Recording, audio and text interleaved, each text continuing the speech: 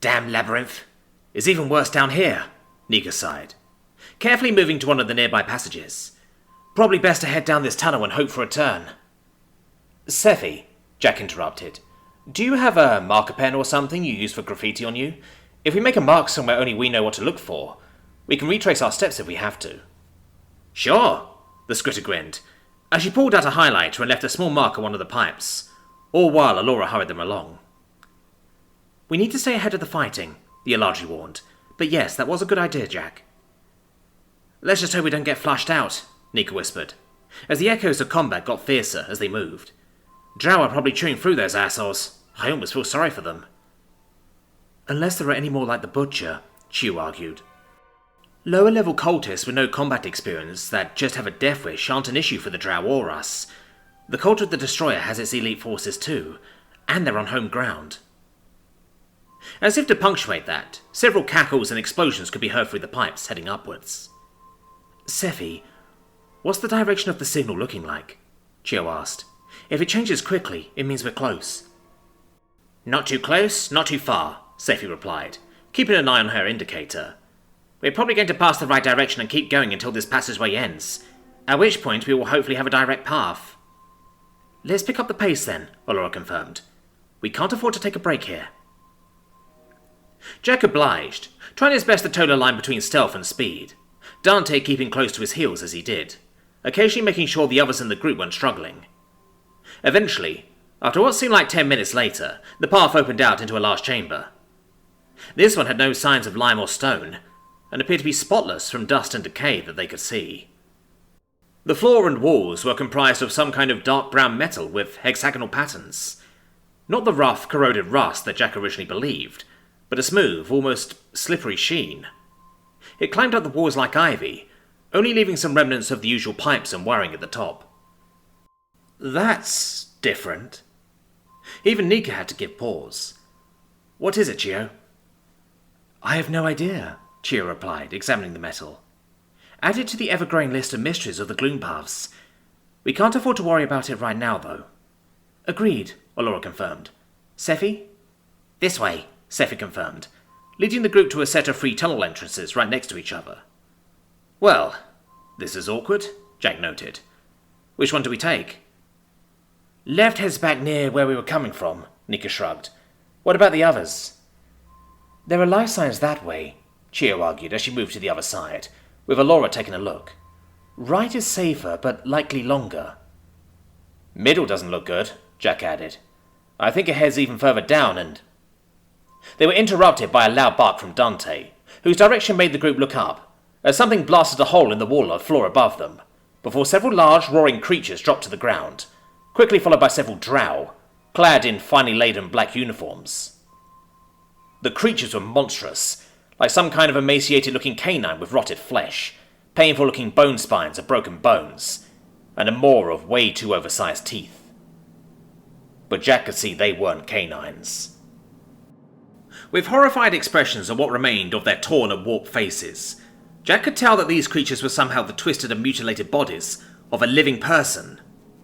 Though mostly Drow, there were also terrifying-looking avian, aquatic and reptilian species as well. House Malkar sends their regards, one of the Drow snarled as they opened fire, keeping the group in their hastily acquired cover in the passageways, as more Drow from the hall above maintained suppressing fire. Snapping out, Jack quickly let out a quick burst of plasma fire to smack in the head of one of the beasts. Though it rocketed on its feet, it stayed up, and even began to somehow quickly form a shield of flesh and bone, an action mimicked by several of the others, allowing the Drow on the ground to push up. Jack let out a follow-up burst to smack one in the head, but judging by the way they wriggled on the ground, he was only wounded. We can't stay here, Jack told the others by subvocal comms. If we retreat into the tunnels, we can bottleneck them and thin their numbers. Are you crazy? Nika called back, as she let out some blind fire with her Gatling laser from behind cover. Splitting the group is a terrible idea, especially here. Jack's right, Alora replied, as she flung a fireball which only seemed to stagger the Drow, but seemed to have a greater effect on one of the beasts, before its death throes blasted a spike of bone right back at her, which smacked into the metal support Alora was hiding behind. Fighting retreat, we'll find each other. As you say, good luck, Nika called back, as she and Sephi retreated under the cover of a pulse grenade. "We don't need luck," Alora confidently replied back, before she, Chio and Dante methodically moved back, launching spells and ranged attacks that the Drow dared not chase, instead sending a few of their beasts their way. "Overcharge!" Jack roared, before his high-powered photon blast melted one of the beasts and two of the Drow before he too moved back.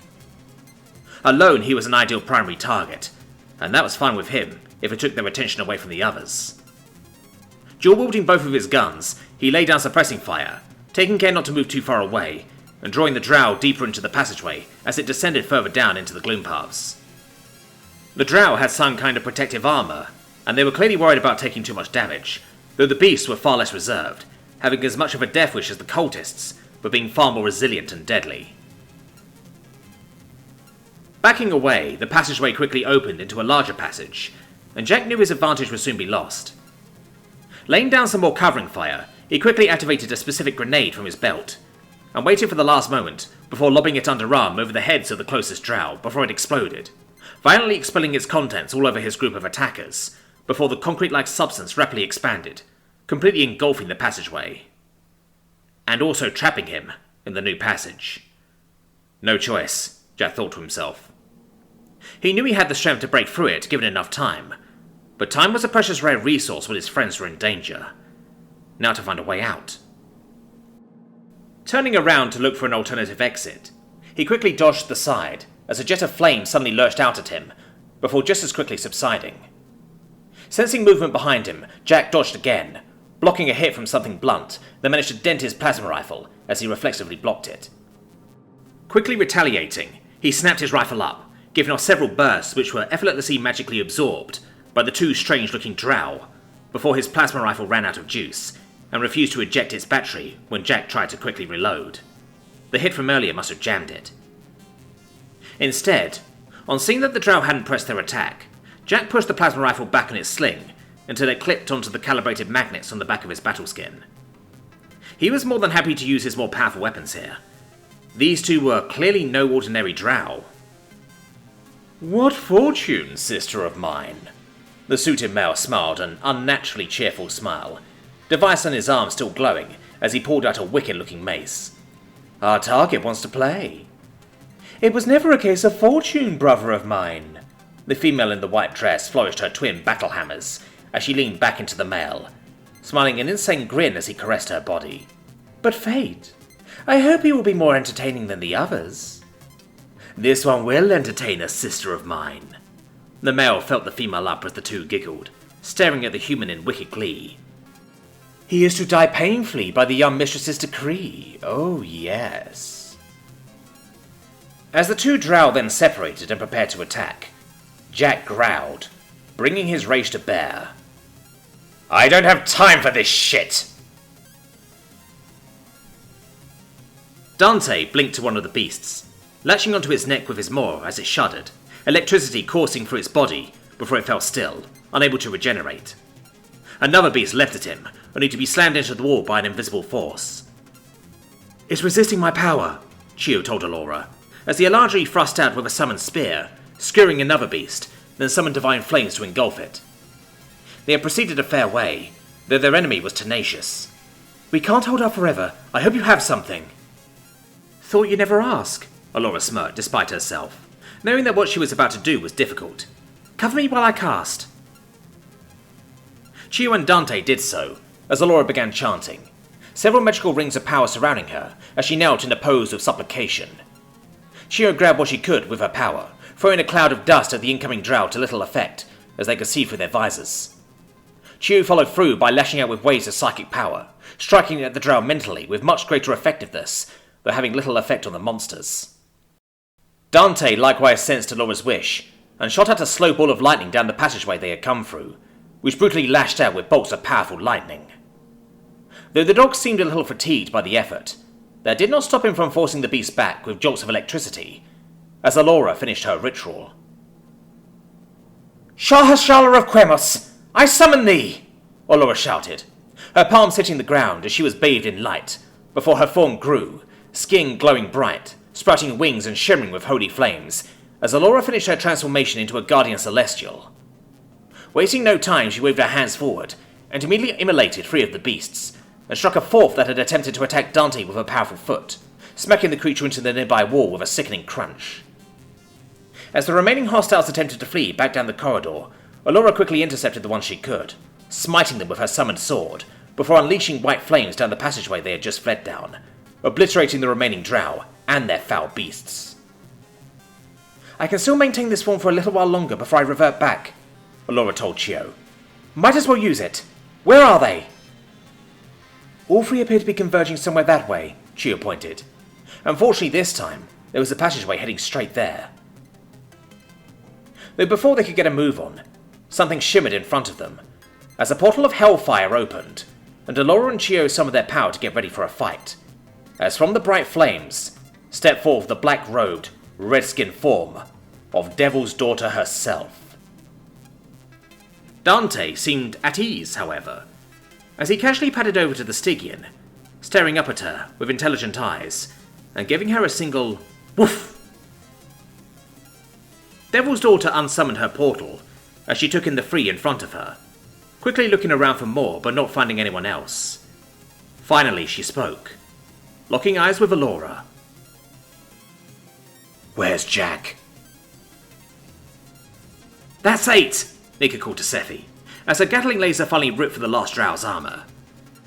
"No fair," Sephi pouted, sending a powerful single-shot round downrange, hitting someone as they backed into cover. "You have that chunky thing." "Hey, if you can pick it up and operate, it's all yours," Nika grinned. She was reluctant to admit that Jack's idea had been a wise one. Her and Sephi had given the bulk of the Drow coming after them the slip multiple times, successfully catching them off guard several times and whittling down their numbers. Though these Drow were clearly elite, they were clearly not used to facing experienced opponents, and they were paying dearly for it. "Time to break again." "Breaking now," Sephi replied, following the trace of the signal as she pushed forward to another room. This one having heavy destroyer iconography, and multiple metal pillars with unusually heavy cables webbed along their lengths and the ceiling. Sephi took cover behind a pillar on her right, noting that direction was where the signal was coming from. She could hear other sounds of battle in the distance, and hoped they would link up with the others soon. Nika quickly ran after Sephi as the Skritter covered her, exoskeleton-powered legs easily covering the distance, while her arms were locked in place holding the Gatling laser, as she moved to join Sephi and prepared to engage. However, as the Drow and their beasts rushed through, several shots rang out, and quickly took them down completely by surprise. For a moment, Nika thought it was Jack, but quickly thought better of it as someone else dashed from behind cover, quickly obliterated the remaining Drow, before turning to the 2 girls. The pale, gaunt face of the undead woman with long white hair effortlessly spun her heavy pistols in her hands with an evil grin, her tattered blue coat swaying with the slight breeze of the gloom paths. "What vermin do I behold in the centre of my web?"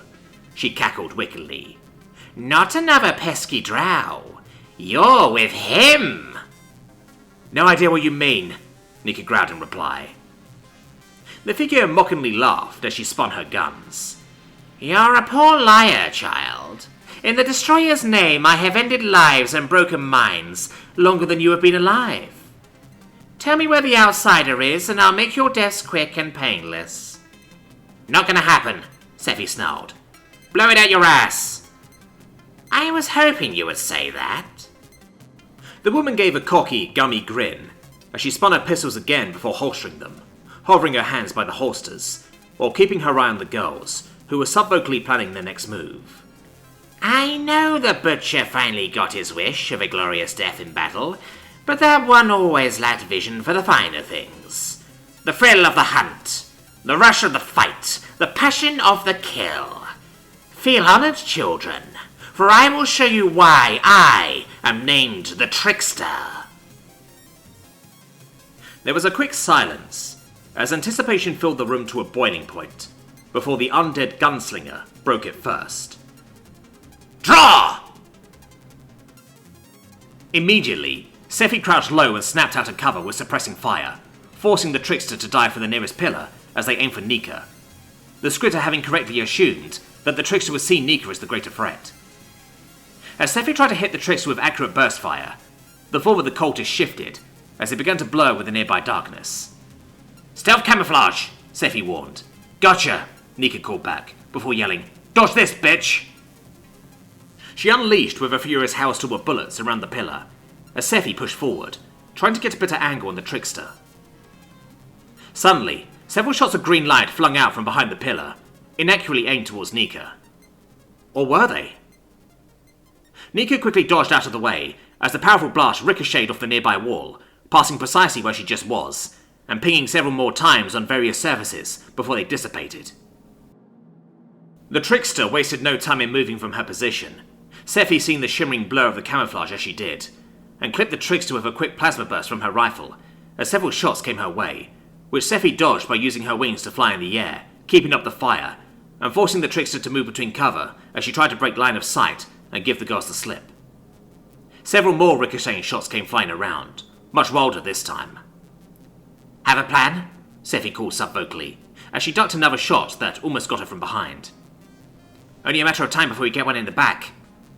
I have an idea, Nika growled, as several shots were aimed towards her, preventing her from spinning up her Gatling laser. Keep her distracted. Switch your pistol so I can spin this up. Sephi did so, letting loose with her rapid-fire pistols anywhere where she could see the shimmer of camouflage, as Nika fired up her gun, holding down the trigger as she kept up the pressure. Sephi could see the shimmer run to hide behind a pillar right at the end, as she called the position to Nika, moving into position as the trickster got pinned down. She really hoped this would work. Several bolts of green gunfire pinged off the walls to fly at Nika's position, but didn't appear to hit or phase her as she kept up the heat. Several more shots quickly followed after that, pinging around and failing to hit, as the undead gunslinger hissed in rage and frustration, as the relentless laser fire kept her pinned down as Sephi got closer, stopping her from breaking out of cover. The trickster was seething. She was done playing. She wanted to finish this. This had taken too much time, and she had no time to fool about anymore. The sanctuary needed defending, filthy drow and foul beasts alike. All would be destroyed and meet oblivion. Starting with these two whelps. She heard the fluttering of wings to her left, and sent a few more rounds that way, though annoyingly none hit. Why was she missing? That Kizm was standing still. Her head should have been destroyed by now. What fortune! The trickster heard the hiss of the Gatling gun overheating. If a ricochet shot wouldn't hit and kill her, a direct blast would. Turning around, she took aim and... What? Where was she? The Gatling laser was still spinning uselessly in place, held there by the exoskeleton that was locked in position, but the Kizm had slipped out of it. Hearing movement from the left, the trickster was caught off guard as the Skritter dashed round and unleashed a storm of rapid gunfire, hitting the trickster several times as she panicked, losing all sense of confidence and turning to dash towards the nearest exit. Only to see the Kizm sliding up to her, shotgun aimed right at her face. The trickster had barely enough time to give the slightest smile of acceptance. Pretty good. Nika's blast tore half her face off as the trickster fell to the ground. Both girls didn't even hesitate, as they immediately kept pumping more shots into the barely twitching body. There was no such thing as overkill when it came to undead. Do you think she had a phylactery? We don't want her coming back, Sephi asked Nika, who shrugged. Dunno. Alora or Chio could probably answer that one, but even if she does, I heard it takes a while for it to work. We'll be long gone by then. Speaking of which, we need to move. The others need us, Sephi replied seriously, as she took the trickster's pistols and coat, quickly rummaging through the pockets. Jack's on his own. At least Alora, Chio and Dante are together, Nika reasoned, holding a finger in the air for silence, hearing the sounds of intense fighting and screaming in the background. That would be where Jack is, Sephi grinned. And it's in the same direction as the signal too. The others will find us. Jack has no way of navigating this place, Nika asserted, returning to her exoskeleton and checking her Gatling laser. Besides, we don't want him hogging all the action. Jack fired several quick bursts with his Dominator, but whatever magic these two freaks were using made them impossibly fast, and even worse, his shield picked this moment to start recharging. The sister blinked in close and swung wildly at Jack's head with both of her twin hammers as he ducked the attack, using his momentum to spin around and lash out with a kick, barely catching the sister as she moved away and shoved her back. Jack quickly raised his gun for a burst, before he sensed movement behind him, quickly dipping to the side as the brother came down with an overhead chop with his heavy mace, smacking the ground where Jack was standing just moments before, using his momentum to deftly roll forwards as Jack sent a burst from his Dominator, shuffling back as he tried to get eyes on the sister. Suddenly, Jack heard something behind him, as the sister blinked close and Jack grunted in pain as he parried a hammer swipe with his forearm, trying to grab the weapon but failing as the sister quickly pulled it back, swiping with the other. But this time Jack was ready, jumping forward with a kick that caught the sister right in the mouth, fraying off her attack and knocking her back, before Jack dived out of the way of a jet of flame as the brother roared in anger. Jack sent some shots right back at him as the flames disappeared, only for the brother to blink in and catch Jack by surprise as he tried to dodge a swipe of the heavy mace, taking a hard hit to the stomach. Jack jumped up to his feet, angry, as the brother held his sister up. "You want up close and personal?" Jack snarled in sheer hate, as he holstered his Dominator and drew his axe, his rage building in every fibre of his being. "You've got it! You want to kill me? Come and try it!" "He struck me in the face, brother of mine," the sister snarled, as purple blood dripped down her nose to spatter her white dress. "He will die painfully, sister of mine," the brother snarled as he comforted his sister, but Jack wasn't willing to wait as he charged in, chopping with his axe as the Drow quickly blinked away to keep their distance.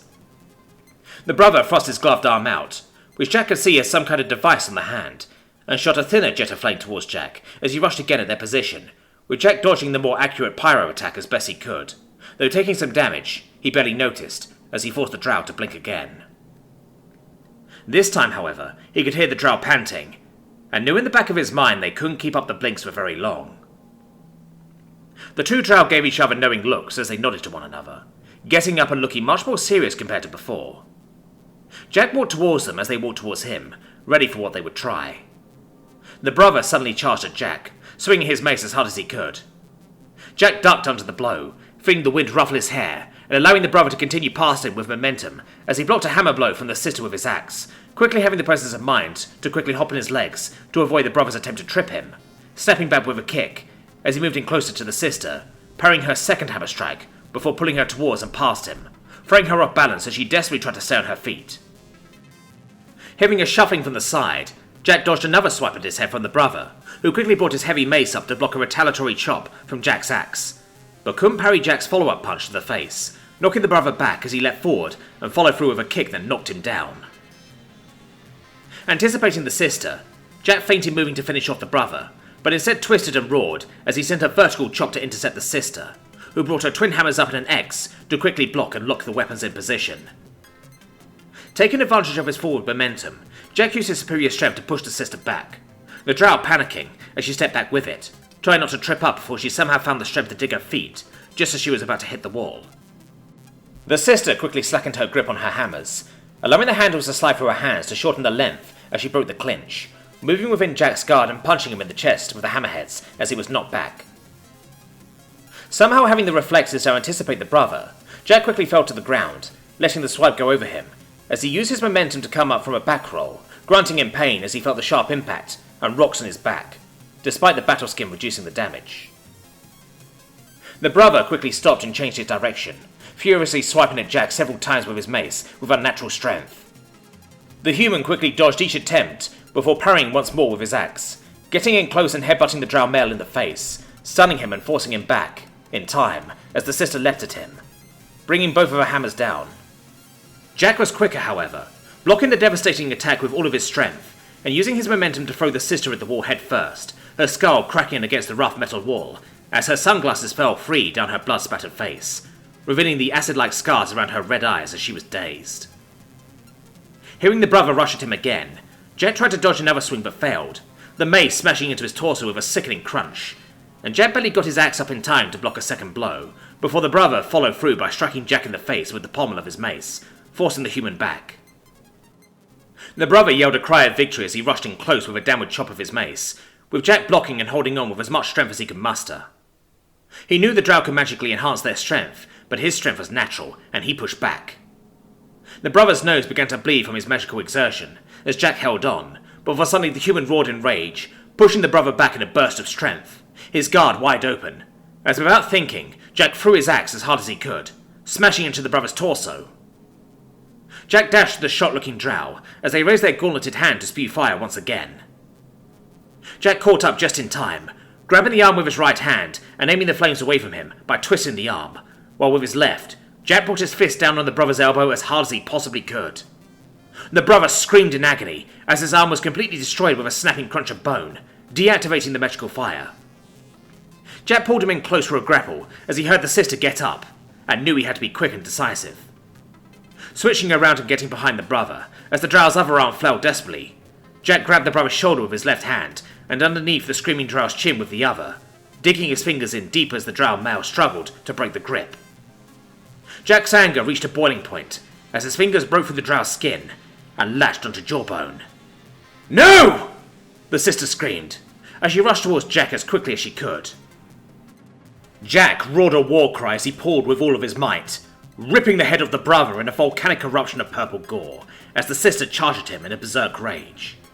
Gripping his axe, he tried to swing at her head, but in the sister's anger she hit Jack first, smashing his arm as he desperately tried to move back and parry. But the sister would not tire, swinging at Jack with no heed to any discipline or tactic. As Jack blocked, he was booted back by the enraged Drow, not wanting Jack to get within her guard, as she charged again. Jack quickly charged back, pretending to beat her axe to hammer, but at the last moment dropped down in a slide, taking the sister's legs out from under her as she was caught completely by surprise. Jack quickly kicked up to his feet, as the sister scrambled as well, turning to face Jack. Just in time to take 3 photon rounds to the chest. The sister fell back with a surprised grunt, as Jack holstered his Dominator, and then his axe, as he walked methodically towards the sister. The Drow snarled as she felt her life leave her. She would not lose to this male. She would try and beg for her life just long enough to avenge her brother. She looked to the side and could see her hammer. Reaching for it, she tried to be subtle in her movements, as her hand wrapped around the cool metal handle. She then tried to relax herself and not look like a threat, as she looked up to the human that had approached to try to beg for their mercy. Only for the sister's eyes to widen in terror, as with a snarl, the human stomped his boot through her face and out the back of her skull. Jack groaned as he leaned against the nearby wall to quickly catch his breath after the ordeal. The pain of his injuries caught up with him as his adrenaline began to subside, and they were not forgiving. He had been hit in several places, mostly along his arm and chest during the melee, and though the protection of his battle skin spread a lot of the impact around his body, he knew he would be sporting some wicked bruises. The rest of his body felt a little stiff and sore as a side effect of the battle skin, but not to the point of injury. He had been hit in the head and face a few times as well, though Jack did his best to ignore the pain of that. There was nothing he could do anyway. Listening out for any danger as he searched the bodies, Jack could hear the faint sounds of combat in the distance and above him. Cursing himself for blocking the way he came, he barely registered chucking everything that looked valuable or important that the sister and the brother had on them into a microfiber sling bag he shook out of one of his pockets, only hesitating for a moment when he examined the strange contraption the brother had used as a flamethrower. Jack was sorely tempted to just put it on and test it out, but common sense overruled that idea, and he carefully placed it in the bag with everything else. Strapping the Drow weapons to him, he was just about to start jogging towards the sounds of fighting, when he stopped, noticing a discarded object on the ground. Crouching to pick up the sister's shades, he took a moment to put them on, before looking for the next fight.